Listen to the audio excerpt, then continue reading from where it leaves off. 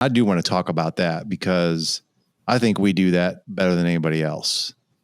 Show people how to accelerate retirement more so. Because again, if we're looking at like the traditional advisor, you know, what have you seen? Like, what are the investment buckets that most of these traditional advisors are telling people to do? 401k. Yeah. Brokerage account. Yeah.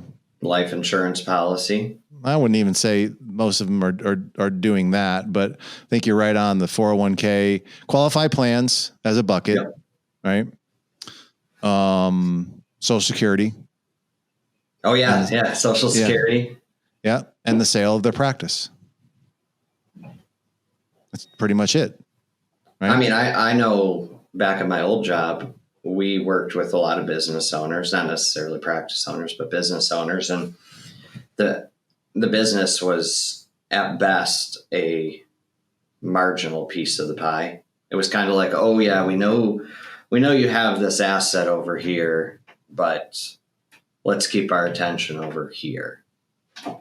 So the advisors had no idea about the business.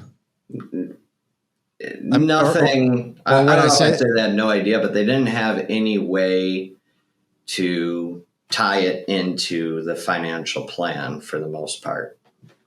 For the household, right? They just said, hey, that's your thing.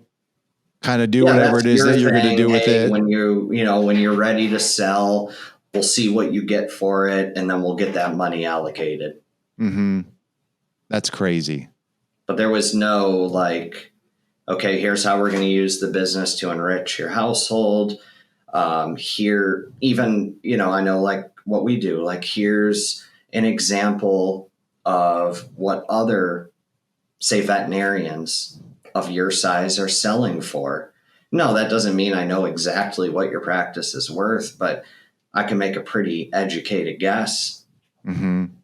And these guys weren't doing that. They were just kind of like, tell me what it's worth. Tell me what you sell it for. And we'll give you, some recommendations. Yeah. So there's, and you probably do the same thing even with the person's real estate too.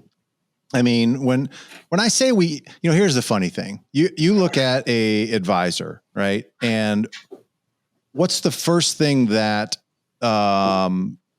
most people ask that advisor as far as like, well, like give me some credentials, right?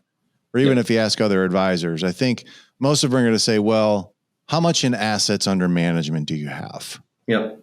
Right. And I look at that and I'm like, and we have, a couple $100 million when you add up all of the investments and insurance policies and annuities and all that we have. Right. Yeah. And, but I look at that, I'm like, but you know what? I mean, do you give people advice on their real estate? Like how much they're charging, getting some tax benefits from it. We give advice on how to improve the value of the business. I mean, we're showing people how to better improve their entirety of their investment portfolio, not just and that's the difference is we're looking at their real estate and their business as a investment, where these advisors are looking at them as a place you live and the place that you go to work. Yeah. But there's no advice on how to improve the value of those things. No. Like most people aren't giving advice on how do I improve the value of those particular investments. No. And I think that's a huge mistake, because I could say, based upon, like some of the things that we look at and the advice that we give and things that we do, like I got all of like, I have your practice under advisement because I'm responsible for like making sure that you're not neglecting this thing. You're not treating it like a job that you are. And I'm not there running it for you. I'm not operating it for you or anything like that, but of course.